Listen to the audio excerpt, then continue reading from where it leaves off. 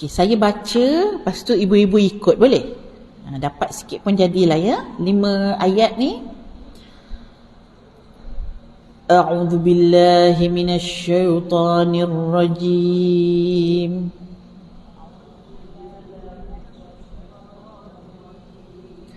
Bismillahirrahmanirrahim.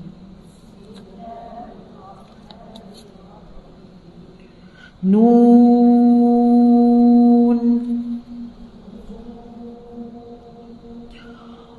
wal qalami wama yasturun.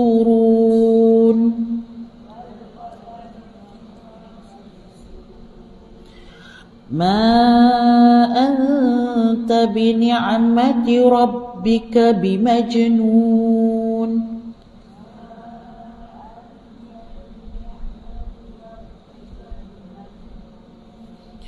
Wa innaka la ajran ghaira mamnun.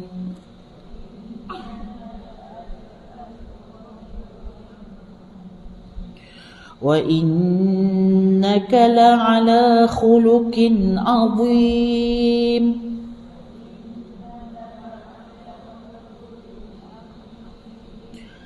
Fasatubsiru wa yubsirun. Sadaqallahul azim. Kita persilakan Kak Rosni boleh bacakan terjemahan. Kak Rosni ada Quran, tak ada Quran pula. Adakah dalam episode ada terjemahan Sila.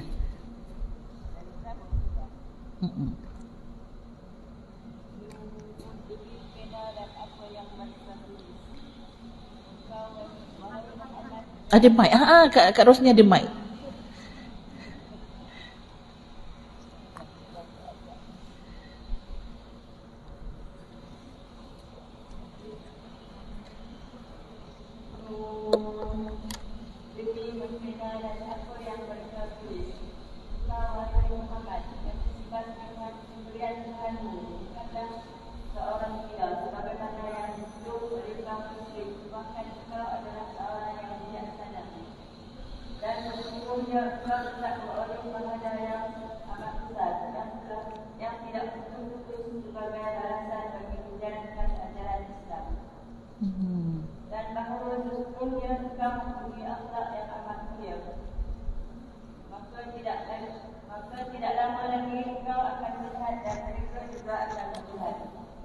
Baik, sampai situ ya. Sadaqallahul azim.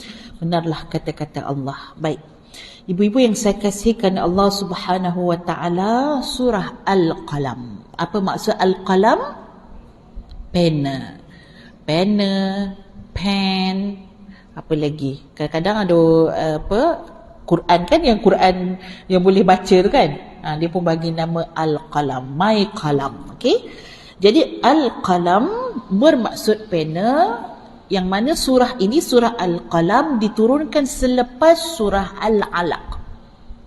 Selepas surah pertama yang diturunkan, iaitu Inna pula Iqra bismi rabbikal ladzi khalaq khalaqal insana min 'alaq. 5 ayat pertama dalam surah Al-Alaq yang mana perintah membaca yang diberikan oleh Allah Subhanahu Wa Taala menerusi malaikat Jibril kepada Nabi Muhammad sallallahu alaihi wasallam. Bacalah. Sampai 3 kali diulang, bacalah. Iqra ya Muhammad, ma ana biqari, aku tak pandai nak baca. Sampai 3 kali, dan kemudian dipeluk Nabi sallallahu alaihi wasallam oleh malaikat Jibril. Jadi perintah tadi Iqra, suruh baca. Ataupun kita kata perintah, bila perintah suruh baca, mesti ada benda yang hendak dibaca, betul tak? Bagaimana kita nak membaca sesuatu yang ditulis? Ada dia punya alat dia, ibu-ibu. Alat dia iaitu mesti ada pena yang menulis. Tak mungkin kita boleh membaca tanpa ada tulisan yang kita nak baca. Ini suatu perkara yang luar biasa. Kamilah ataupun orang-orang yang menulis, writer kita sebut, penulis-penulis ni kita sebut, antara semangat yang kami dapat, saya dengan ustaz sendiri, bila kami menulis dan kami pergi kepada guru kami untuk dapatkan nasihat. Antaranya Dr. Rubiah K. Hamzah, kenal? Panggil apa ibu-ibu pada dia? Umi kan? Biasa panggil Umi Dr. Rubiah. Kami bagi kat dia, cakap buku, masa tu buku pertama lah, buku Izzy Tadabbur. Dia kata apa? Dia kata ini bukti kita pernah hidup pada zaman. Pada zaman ni kita pernah hidup, pernah. Apa bukti kita pernah hidup? Ada sesuatu yang kita tulis. So ibu-ibu dah ada satu buku yang ditulis.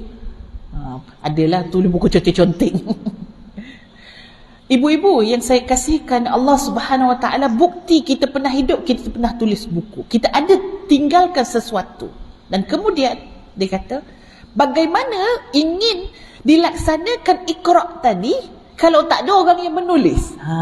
Satu semangat yang diberi kepada kami, ya, maksudnya kalau nak suruh orang membaca, mesti ada benda yang dibaca, mesti ada material, ada bahan tersebut. Jadi ibu-ibu yang saya kasihkan Allah, untuk melaksanakan perintah baca tadi, mesti ada keseimbangan apa yang ditulis, dan seseorang itu tak akan boleh menulis kecuali dengan menggunakan alatnya. Pen tak kisahlah nama apa, nama pen macam-macam, tapi yang penting dia adalah pen yang mana kita kata ada susuknya dan kemudian ada dakwatnya. Baik, itu adalah sesuatu yang kita nak ambil tadabbur daripada surah itu sendiri, iaitu surah Al-Qalam, lepas daripada perintah membaca, iaitu bacalah bukan sahaja kepada Nabi Muhammad tapi kepada umat Nabi Muhammad. Quran ni ibu-ibu, satunya yang kita nak faham, Quran ini memang kalau ikutkan, contoh kita tengokkan ma anta pada ayat yang kedua tu, anta itu awak kan dalam bahasa Arab. Maksud anta itu ditujukan kepada siapa? Nabi sallallahu alaihi wasallam, sebab Quran ialah suatu kalam Allah yang diturunkan kepada Nabi Muhammad. Tapi maksud ayat tadi bukan sahaja kepada Nabi, tapi kepada umat Nabi, kepada umat Nabi keseluruhannya. Bila kita sebut umat ada dua. Satu, umat as-sabiqah. Kalau kita baca dalam Quran, banyak cerita pasal umat Nabi Nuh lah, umat Nabi Lut, umat Nabi Hud alaihissalam. Itu adalah kita sebut umat-umat terdahulu. Okay? So umat terbagi kepada dua, umat terdahulu, dan yang kedua iaitu ummatud dakwah. Iaitu siapa umat dakwah ni? Umat dakwah ini ialah yang hidup daripada sama zaman dengan Nabi sehingga hari kiamat. So kitalah umat dakwah. So umat dakwah ini dia ditujukan Al-Quran kepada dia. So kalau kita baca tentang Quran dan kemudian kita kata ni pada kafir musyrikin, betul tak? Ini pada Nabi Muhammad ataupun pada sahabat. Adakah kita tidak ditujukan ayat tersebut? Itu adalah asbab nuzul. Nampak tak? Asbab nuzul itu, ya betul, asbab ayat Quran turun itu memang keadaannya, suasananya kepada Nabi, suasananya kepada sahabat, suasananya kepada kafir musyrikin. Macam mana kita nak kaitkan diri kita dengan ayat tu? Ibu-ibu, melalui satu proses yang namanya tadabbur. Nampak tak? Kalau kita tengok ayat Al-Quran tadi secara umumnya, ibu-ibu boleh tengok pada terjemahan dia, memang kepada kafir musyrikin, kepada sahabat Nabi, kepada Nabi sendiri, orang yang memang sewaktu itu mereka lah, ataupun kita kata pemainnya, the player dalam situasi tersebut. Tapi kita baca Quran hari ini, macam mana kita nak rasa yang Quran itu juga ditujukan kepada kita? Proses tadabbur yang akan mengindahkan pembacaan Al-Quran sehingga kita boleh rasa, ibu-ibu, kita interaksi dengan ayat tersebut, interaksi dengan kalam Allah. Ya, dalam proses tadabbur akan menyebabkan kita masuk di dalam situasi tersebut. Kita kaitkan diri kita dengan apa yang Allah Subhanahu Wa Taala sedang berbicara dalam Al-Quran. Baik, Bismillahirrahmanirrahim. Ya, Bismillah dia bukan daripada sebahagian daripada ayat dalam surah Al-Qalam, tapi dikatakan bismillah. Ini diambil keberkatannya kerana surah Al-Fatihah, iaitu surah pertama itu dimulakan dengan bismillah. Ayat pertama di dalam surah Al-Fatihah, dan kemudian diambil untuk setiap surah itu dimulakan juga dengan Al-Fatihah, kecuali satu surah, iaitu surah At-Taubah. Surah At-Taubah sahaja tak ada bismillah. Surah At-Taubah bara'atun minallahi wa rasulihi, terus sahaja kepada ayat pertama lah. Kenapa? Isi kandungan dia. Baik. Dalam ayat pertama nun. Apa maksud nun? Nun juga ustazah. Macam mana ni ibu-ibu? Macam mana nak tadabbur nun ni? Dah sama juga nun tu kan? Jadi ibu-ibu yang saya kasihkan Allah Subhanahu wa taala, di dalam tadabbur adalah suatu ilmu yang diambil, disedok daripada ilmu ulumul Quran. Ini penting ibu-ibu. Kalau kita belajar betulkan makhraj huruf, kita tahu kan ilmu itu adalah namanya ilmu tajwid. Makhraj huruf ataupun panjang pendek, orang Melayu kata panjang pendek kan, baca panjang pendek, tebal ke nipis, ini dia ada nama ilmu. Ilmunya ilmu tajwid. Okey, ilmu tajwid. Dalam Quran ada banyak ilmu, pecahan ilmu. Antaranya ilmu qiraah juga, ya, ilmu qiraah, iaitu kalau kita pernah dengar orang baca wadduha walaili idza saja, itu qiraah, iaitu apa? Perbezaan bacaan. Kita di Malaysia, riwayat kita ialah riwayat Hafs, ya, riwayat Hafs. Ini ilmu qiraah. Ilmu Quran juga, tapi beza dia punya jalan-jalan. Kalau ilmu tadabbur, ibu-ibu boleh letak dia duduk dalam ilmu apa? Ilmu ulum al-Quran. Nama ilmu dia ilmu ulumul Quran. Ilmu ulumul Quran. Ulum tu jamak kepada ilmu lah. Jadi ilmu namanya ulum al-Quran. Dalam ilmu ulum al-Quran ini, dia memang banyak jenis-jenis di dalamnya, pecahan dia kecil-kecil. Antaranya kita nak sebut ialah bagaimana kita melihat, meneliti pada ayat-ayat Allah, dan matlamat kepada tadabbur ialah untuk apa ibu-ibu? Apa matlamat pada kita tadabbur? Matlamatnya untuk kita mencari pengajaran, untuk kita mencari manfaat yang kita boleh rasa, yang kita boleh praktikkan, yang kita boleh amalkan. Ada sesuatu. Dulu di TV Hijrah ada buat reflection, nama rancangan tu reflection, ya. Ingat tak ibu-ibu? Biasa malam lah sebelum nak tidur, ya. Sekarang tak ada dah. Jadi reflection ni lebih kurang ibu-ibu macam tadabbur, baca ayat Quran dan apa kita nak reflect pada diri kita, pada ayat yang kita baca. So kita mengambil sesuatu ibrah ataupun pengajaran daripada ayat tersebut, dan kita mengambil manfaat daripadanya. Sama ada kita ambil beringat, kalau baca ayat tentang azab Allah, kita rasa, ya Allah, aku tak nak menjadi salah seorang orang yang dapat azab macam ni. Itu dah sampai tadabbur. Baca ayat nikmat ibu-ibu, ayat nikmat, apa kita rasa? Allah marzuqna hadhihi ni'mah, ya Allah, bagilah kami nikmat ni, ya Allah. Dia rasa macam tak sabar sangat dah nak nikmat tersebut. Dia dah sampai mentadabbur Al-Quran.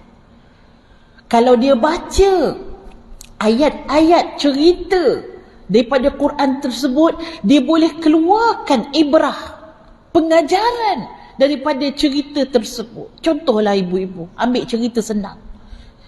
Dulu kita kecil-kecil, cerita anjing dengan bayang-bayang.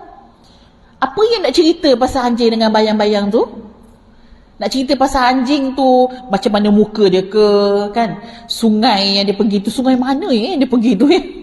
Kita nak cerita apa sebenarnya? Bila mak ataupun orang tua-tua kita cerita pasal anjing dan bayang-bayang, apa yang penting ialah jangan tamak. Moral of the story tu yang penting. Nampak tak? Cerita tu bukan cerita tu yang menjadi keutamaan. Tapi yang kita nak supaya orang mengambil pengajaran pada cerita tu. Jangan jadi tamak. Rezeki dah kat mulut dah. Nampak lain nak juga. Habis. Yang rezeki pun keluar semua. Cerita si kancil. Dengan buaya. Kancil yang cerdik. Apa-apa cerita semua tu bukan keutamaan cerita, tapi bagaimana kita mengambil manfaat pada cerita tu. Itulah cerita Quran. Kita baca cerita tentang Nabi Yusuf. Baca cerita tentang Al-Kahfi setiap hari Jumaat. Berapa banyak pengajaran kita dah ambil dalam kehidupan kita daripada cerita tersebut. Itu yang Allah nak. Bila kita dah sampai mengambil ibrah, mengambil pengajaran daripada cerita tersebut, okey, kita sudah bertadabbur. Tapi kalau kita tergantung hanya pada cerita tersebut, okey, di sini lokasinya, ni dia punya wataknya, ini dia punya situasi dia macam tu lagi, belum sampai tadabbur. Nampak ibu-ibu ya? Cantik sungguh Allah Subhanahu Wa Taala berikan ilham kepada para ulama kita dahulu sehingga satu buku yang namanya Kitabul Burhan. Kitab apa? Al-Burhan. Ada orang nama suami nama Burhan. Tu nama kitab juga. Burhan ni maksudnya dalil lah, bukti. Kitab Al-Burhan pelopor kepada ilmu ulumul Quran.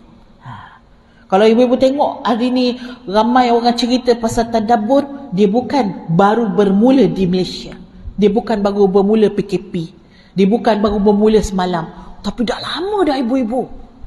Ada kitab yang menjadi rujukan Imam Az-Zarkashi yang telah menuliskan satu buku yang bernama Al-Burhan, yang menulis tentang tadabbur, yang menulis tentang ulumul Quran.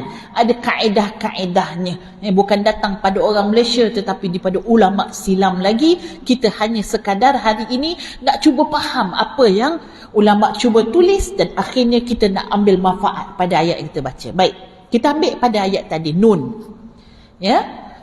Satu huruf ataupun dikatakan nun ini seperti huruf muqatta'ah. Huruf-huruf potongan yang ada dalam Al-Quran yang kita baca alif lam mim, alif lam ra, ha mim, kaf ha ya ain sad qaf. Ini huruf-huruf muqatta'ah. Huruf-huruf yang ada di dalam Al-Quran yang mana macam kita baca Yasin kan? Yasin. Maksudnya subhanallah kalau kita nak pergi kepada tadabbur, maksud nun ini tadi nak katanya subhanallah, kita ni sebagai hamba Allah punyalah ya dangkalnya kita tak tahu satu huruf dalam Quran nun ni tak reti tak terjemah, betul tak? Tak sampai akhirnya kita kata apa? Wallahu ta'ala a'lam. Hanya Allah yang mengetahui maksud nun tersebut. Ulama ada kata nun itu antara tafsirnya mengatakan nun tersebut ialah dakwat yang ditulis. Ya? Sebab apa? Tak mungkin orang boleh menulis menggunakan pen tanpa dakwat. Mesti ada isi dia baru boleh, ada kesan kan? Ada apa benda yang ditulis oleh pen tersebut. Maka nun tadi itu ialah dakwat yang mengisi pen tersebut ataupun pen tadi dicelupkan dalam dakwat dan akhirnya meninggalkan sesuatu yang kita boleh baca. Okey? Nun wal qalami dan demi ya. Waw di sana ialah bukan waw dan tapi wawul qasam. Wawul sumpah. Waw sumpah ibu-ibu. Waw dalam Quran ada sangat banyak dan para ulama menuliskan ataupun memilih ya Quran ini ada terjemahannya untuk bantu kita lah supaya kita ini faham ya. Waw di sini bukan hanyalah waw dan ataupun waw permulaan ayat tetapi dia lebih daripada itu iaitu waw sumpah. Kita tak bersumpah dengan benda-benda kecil, betul tak ibu-ibu kan? Kita bersumpah masuk mahkamah barulah hakim suruh bersumpah. Demi Allah kan, apa yang aku cakap ni adalah benar, tiada yang palsu melainkan benar belaka. Kita kena bersumpah. Sebab apa? Kita nak buat perbicaraan ni ya, nak buat pembuktian mesti buat sumpah. Jadi ibu-ibu, kalaulah kita manusia ini tidak bersumpah kecuali dengan benda yang besar, Allah Subhanahu wa taala bersumpah di dalam Al-Quran dengan perkara-perkara yang azim, dengan perkara-perkara yang besar, dengan perkara-perkara yang penting. Jadi kalau kita tengok sumpah Allah dalam Quran, mesti ada benda pada perkara tersebut. Pen pun Allah bersumpah. Subhanallah. Suatu benda yang sangat besar. Saya mengambil satu pandangan daripada Dr. Yusri Jabar. Ya. Dr. Yusri, pandangan dia sendiri, dia kata, wal qalami wa ma yasturun. Dan pen, ataupun demi pen. Dan apa, ya, kalau kita tulis tengok depan tu, wa ma yasturun, dan apa yang mereka tuliskan. Satara itu ialah sutur, iaitu sesuatu yang kita tulis biasanya dia akan duduk dalam baris kan. Kita pun sebut satu baris, dua baris, tiga baris. Bila kita tulis, ada benda lah yang ada. Kata Dr. Yusri, dia kata, wal qalami, iaitu demi pen dan demi apa yang ditulis. Sebab tu dikatakan nun tadi itu ialah dakwat. Macam mana nak sampai ditulis kalau tak ada dakwatnya? Maka nun tadi dakwat, demi dakwat yang telah Allah Subhanahu Wa Taala berikan, dan demi pen yang telah diberikan kepada kalian dan apa yang ditulis. Dan kita boleh melihat, ya, antara pentafsirannya, kalau bukan kerana pen, ibu-ibu, kalau bukan kerana apa yang ditulis, kita manusia mungkin tak boleh bertamadun, tak boleh hidup maju, tak boleh hidup membangun. Sebab apa? Subhanallah, ibu-ibu boleh tengok begini, kalau manusia itu dia hidup dan tidak direkodkan apa yang mereka faham, apa yang mereka dapat, hasil yang mereka tulis, maka tidak boleh dipindahkan kepada generasi akan datang, ibu-ibu. Tak boleh dipahamkan ataupun dipindahkan kepada orang lain. Contoh, kalau kita tengok masyarakat primitif, yang duduk dekat hutan, dia ada tulis-tulis tak? Tak adalah kan? Dia pandai apa? Pandai manjat pokok, pandai menangkap ikan, membakar dan sebagainya. Dia duduk dekat situ, dia buat benda tersebut dan lepas tu dia habis. Generasi akan datang sama juga. Dia tak akan berubah. Dia akan pandai benda tu saja. Kenapa? Dia melalui proses kehidupan, dia tengok, dia buat dan dia habis. Dia habis, bila dia mati, dia tak boleh dia nak membangun ataupun lebih besar daripada itu. Tapi tamadun dalam dunia pada hari ini, yang telah dimulakan oleh insan, yang telah dimulakan oleh masyarakat manusia dalam dunia ini, bermula dengan penulisan. Dikatakan memang zaman Nabi Idris alaihissalam lah bermulanya tamadun tersebut. Walaupun kita baca sirah, ada yang kata tamadun ataupun kita kata di Mesir itu bermula adalah daripada Nabi Musa alaihissalam.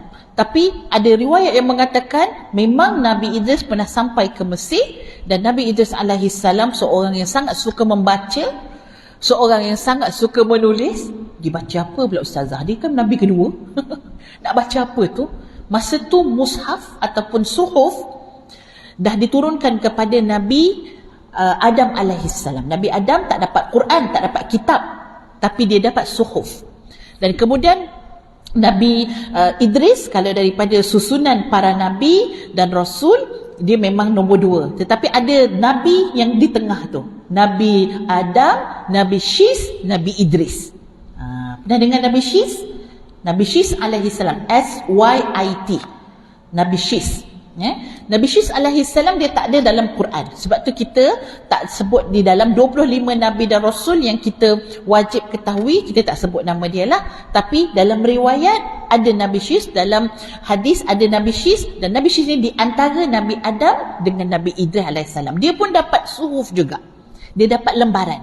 Jadi yang Nabi Idris baca adalah tu suhuf-suhuf yang diturunkan kepada Nabi Adam dan diturunkan kepada Nabi Syis, dan akhirnya dia berjaya membina tamadun. Manusia makin ramai dan ditulis, direkod ibu-ibu, Masya Allah. Dan akhirnya bila satu zaman generasi dia hidup dan dia jumpa hasil penemuan mereka, mereka boleh cari suatu hasil manfaat daripada sekian-sekian, dia tulis. Jadi generasi lepas tu dia tidak mula dengan sifir, dia tidak mula dengan kosong, dia akan meneruskan. Sebab apa? Sebab itu kalau ibu-ibu tengok dalam universiti, bila seseorang tu dia nak buat kajian, dia nak buat master ke, nak buat PhD ke, apa-apa saja research yang mereka nak buat, dia kena tengok orang dah pernah buat belum. Kalau dah pernah buat, tak ada faedah dia buat. Sebab kita adalah penerus. Kamu kena buat yang orang dulu tak pernah buat. Nampak tak? Kamu kena teruskan. Kalau orang dah pernah buat, kamu tak payah buat lagi dah. Jadi kamu teruskan. Sebab itu dia boleh menjadi makin lama makin panjang, makin bertamadun, makin maju. Kerana apa? Adanya tulisan. Wal qalami. Dan subhanallah, manusia sangat perlukan pen. Manusia sangat dekat dengan pen. Manusia yang maju ialah manusia yang hidupnya tidak meninggalkan ilmu, yang tidak meninggalkan pendidikan. Inilah manusia yang maju. Sebab tu kalau orang nak cari kemajuan di dalam sebuah negara, dia tak boleh tinggalkan sektor pendidikan. Kalau pendidikan dia mantap, negara tersebut maju. Kalau nak meruntuhkan suatu negara tersebut, buanglah sektor pendidikan dalam negara tersebut. Sebab tu ibu-ibu, saya boleh tengok antara perkara yang cuba untuk dimusnahkan di dalam masyarakat ataupun negara-negara Islam, bila dia diperangi, sebenarnya bukan dia nak bunuh sangat pun orang tu, tapi dia nak buangkan pendidikan kepada anak-anak tersebut. Dan akhirnya anak-anak generasi, kita boleh tengoklah kan, generasi yang dihujam dengan hilangnya keamanan, maka akhirnya sistem pendidikan dia tak ada dan generasi jadi tak pandai membaca, dan dia akan terus hidup dalam keadaan begitu. Jadi ibu-ibu, hantar anak ke sekolah, kita letakkan dalam anak-anak cucu-cucu kita cintai ilmu. Ini adalah punca kepada tamadun, manusia akan hidup dengan lebih baik. Ma anta bi ni'mati rabbika bimajnun. Okey, nikmat Tuhanmu. Apa nikmat Tuhanmu ibu-ibu?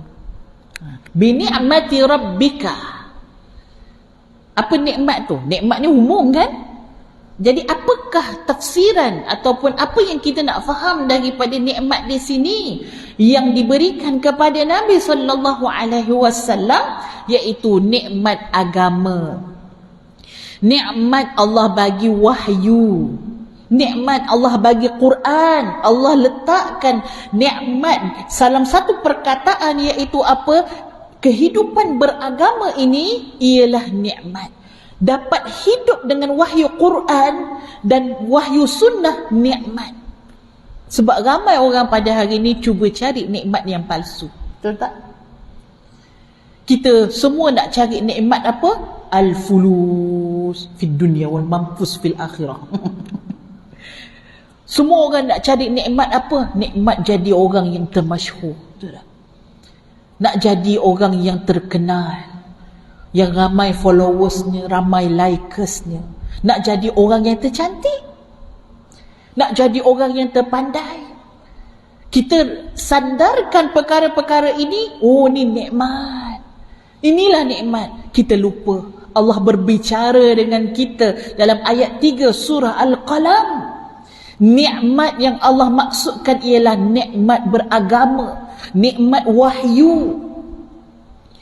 Yang Nabi SAW seorang susuk tubuh yang Allah pilih untuk mendapat nikmat tersebut, dikala masyarakat Arab semua nampak berhala itu adalah nikmat, berhala itu adalah Tuhan. Nampak nafsu itu adalah sesuatu yang nikmat. Oh, dapat jadi kaya, dapat jadi hebat, ada pengaruh, orang lain dengar cakap kita. Kekayaan itu diangkat sebagai suatu benda yang privilege, yang suatu yang hebat. Tapi Allah bagi tahu tidak. Nikmat ialah apabila kamu kenal Allah, kamu hidup bertuhan. Bi ni'mati rabbika. Tatkala ibu-ibu Kalau ikutkan asbab nuzulnya, apabila Nabi menyampaikan agama Allah, mengenalkan kepada umat, inilah ayat Allah, inilah perintah Allah, mereka terus menghujum ataupun mereka terus memfitnah dan melakapkan, letak satu gelaran pada Nabi ini, iaitu kau ni gila, Majnun. Mereka kata Muhammad tu dah macam-macam dah tu, dah apa orang kata, luar batasan dah, cakap benda mepek-kepek.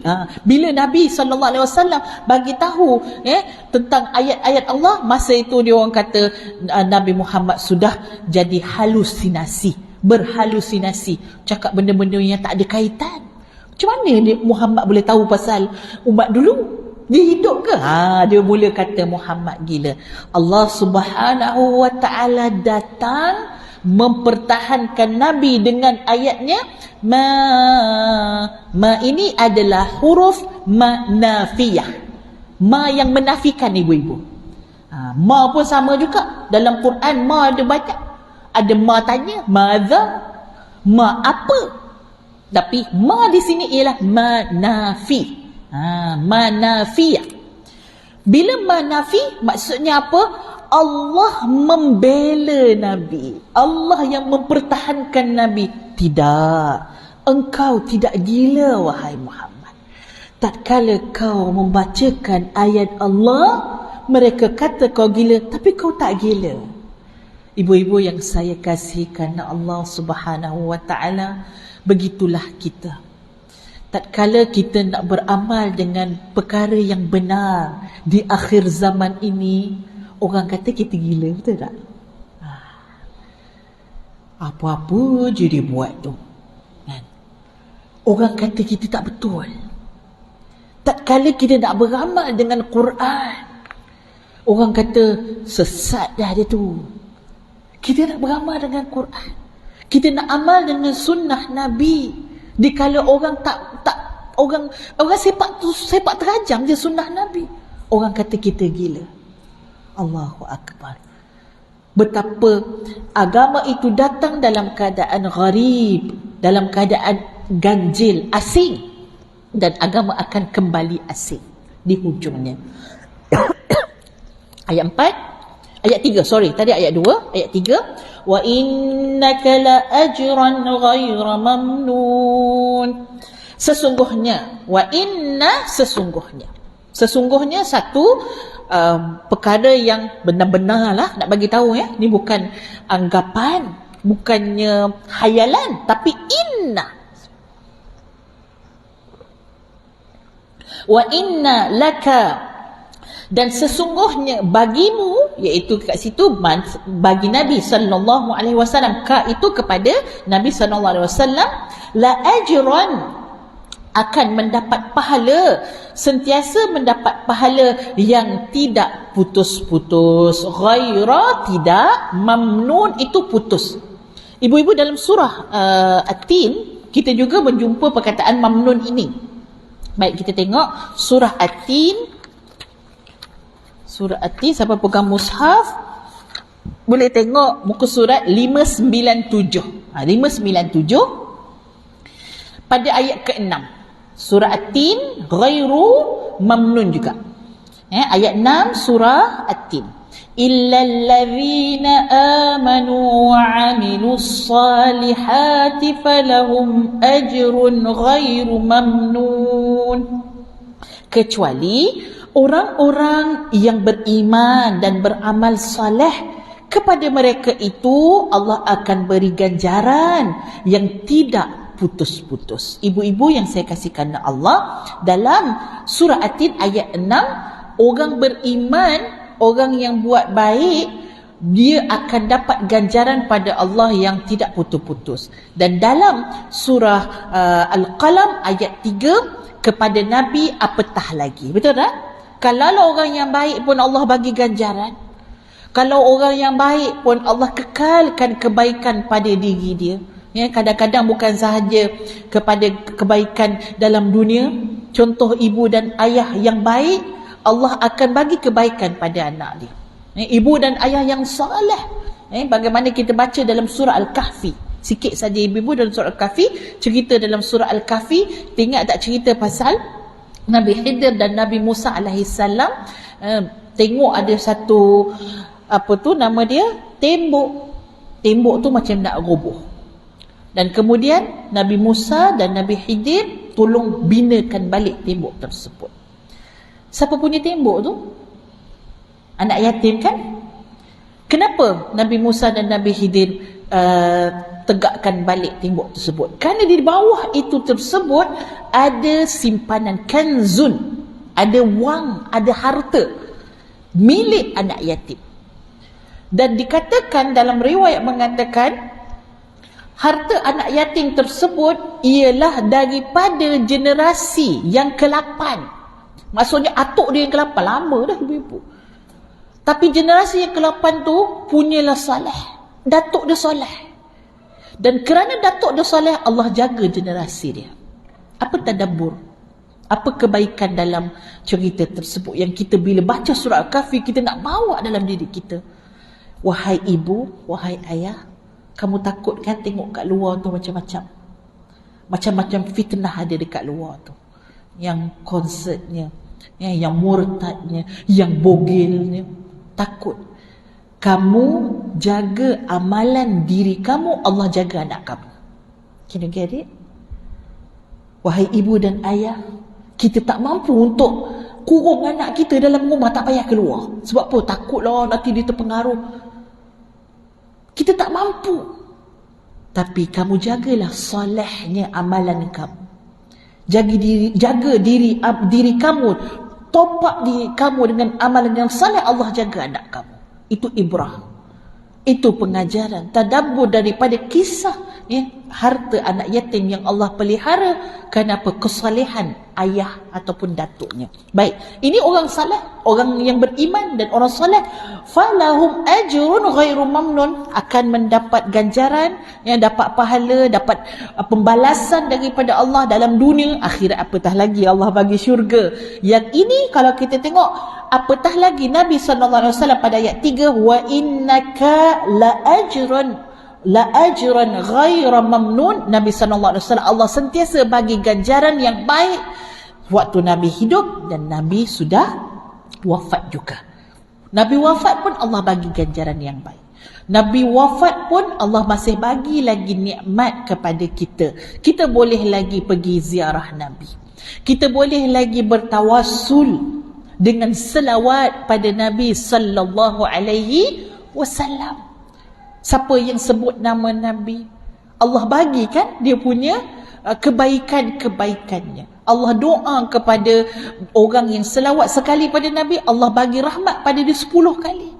Nabi wafat dah, tapi masih lagi ajrun ghaira mamnun. Masih lagi seterus, tidak ada terputus balasan kebaikan yang Allah berikan kepada Nabi dan siapa sahaja yang mengambil Nabi sebagai qudwah ataupun ikutan dalam kehidupan kita. Terus ayat 4, wa innaka, iaitu sesungguhnya engkau wahai Nabi memiliki akhlak yang teragung. Ibu-ibu yang saya kasihi kerana Allah Subhanahu Wa Taala, ayat 4 ini ialah pujian Allah kepada Nabi Muhammad. Allah puji Nabi. Pernah baca qasidah tak? Madah. Qasidah tak pastilah ustazah. Tapi ya Hanana bacalah. Tu pujilah tu. Baca apa? Ya Badrati, wahai bulan purnama. Pujilah tu, kita puji Nabi seperti bulan purnama. Tala'al badru alaina, kita puji. Wah, purnama dah datanglah kepada kami, kita puji. Sebelum manusia puji Nabi, Allah puji Nabi dulu. Allah dah lama dah puji Nabi. Allah puji Nabi dulu, nak bagi tahu memang Nabi ini seorang susuk tubuh yang layak untuk dipuji. Allah puji apa? Allah puji suatu unsur yang bukan ada pada luaran tapi ada pada dalaman. Khuluq. Khuluqun azim. Khuluq. Kalau luar ni kita sebut Khalqun ini adalah bagaimana muka, bagaimana rambut, bagaimana tubuh hitam ke putih ke, itu luaran ataupun kita sebut fizikal lah ya. Dan kita ada batin, dan khuluq ialah sesuatu yang batin, iaitu sesuatu yang duduk di dalam akhlak. Khuluq adalah jamak kepada akhlak. Khuluq adalah sesuatu yang sebenarnya menggambarkan seseorang itu. Orang meninggal, kadang kita dah tak berapa nak ingat dah sangat dia punya rupa dia. Kalau dah lama dah meninggal kan lupa. Tapi kalau dia baik, orang sebut pada sampai hari ni. Kita kenal hari ni Imam Nawawi, Imam Syafi'i. Kita pernah tengok ke muka dia? Tak pernah. Tapi kita tahu apa? Kita tahu dia baik. Akhlak dia kekal. Dan yang dalam ni lebih penting daripada yang luar ni. So ibu-ibu, ayat ini menunjukkan bahawa wahai manusia, jika kamu nak berubah menjadi baik, baikkanlah akhlakmu. Kita adalah apa yang ada di dalam kita. Perwatakan kita ini, itu sebenarnya yang menggambarkan diri Nurul Hidayah. Katalah kalau saya nak tahu saya macam mana, tengok akhlak saya. Bukannya muka kita, bukannya baju kita, baju bertukar, muka boleh bertukar dengan macam-macam buat pakai makeup ke, makan pagi-pagi dah krok kan, nak bagi cantik kan, inner shine kan? Nama dia inner tapi tak inner pun kan. Jadi sebenarnya dalam tak boleh kita mengatasi apa yang ada di luar. Jadi dalam ini kena baik. Nabi adalah seorang yang sangat agung akhlaknya. Kalimah yang paling sesuai nak mengatakan Nabi ni bagaimana akhlak dia, Allah Subhanahu Wa Taala menyifatkan khuluq Nabi itu dengan khuluq ataupun akhlak yang apa? Khuluqin azim. Azim iaitu sangat luar biasa, yang sangat hebat. Baiknya, pemurahnya, sabarnya. Ya Allah, sabarnya Nabi kan. Kalau kita ni kalau nak bagilah 1/1000 pun belum pasti lagi ada sabar macam sabar Nabi. Nabi punya sabar dalam kesusahan. Betul tak ibu-ibu? Tanya dekat isteri, wahai Aisyah, ada tak makanan hari ni? Aisyah kata tak ada lah, tak ada makanan. Tak apalah, aku puasa. Kita mengamuk lapar. Kenapa tu mengamuk lapar? Nak kata tak sabarnya kita ibu-ibu ya. Nak kata Nabi sangat hebat dia punya akhlaknya. Ayat terakhir, fasatubsiru wa yubsirun, dan sesungguhnya engkau akan melihat dan mereka juga akan melihat. Kita semua nanti Allah akan buka mata kita. Tengok apa? Lihat apa? Melihat kebenaran. Siapa yang salah? Siapa yang benar? Semua Allah akan singkap. Sekarang ni mungkin kita rasa orang tu salah lah, orang ni betul. Tapi mungkin salah yang kita sangka tu. Tapi nanti dekat akhirat, al-haq zahir. Yang hak tu Allah akan zahirkan. Rupanya dulu yang kita rasa betul tu, rupanya dia salah. Sebab tu kat dunia ni ibu-ibu tak payahlah nak jadi hakim sangat. Ramai netizen nak jadi hakim kan.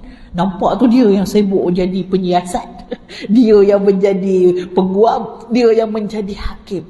Tak apa, wallahu taala alam. Allah lebih tahu. Kan? Kita nampak apa yang depan saja. Hakikat kita tak tahu, tapi Allah Maha mengetahui. Nanti hakikat ini, kebenaran ini akan terbuka di depan mata kamu dan depan mata orang yang mengingkari Allah, mengingkari Nabi, mengingkari agama ini. Semua akan tahu kebenarannya. Ibu-ibu yang saya kasih, kerana Allah Subhanahu Wa Taala, Al-Quran juga datang dalam bentuk yang hak. Al-Quran, antara nama lain bagi Al-Quran ialah haq, al-haq. Maka ibu-ibu nak mencari kecantikan Al-Quran mesti dengan perkara yang hak juga. Sama-sama kita tengok. Sebenarnya saya nak kongsi tadi terjemahan tadabbur itu apa, bagaimana kita nak mendapat kunci-kunci tadabbur, nak dapat tadabbur yang berjaya dan sebagainya. Ada dia punya proses-prosesnya, tapi tak sempat lagi untuk kita nak habiskan pada hari ini sebab kita dah dapat. Cuma saya nak tanyalah ibu-ibu, seronok tak dapat tadabbur ayat 1 sampai 5 surah Al-Qalam? Kalau kita tak tadabbur, waktu kita baca, baca je lah kan.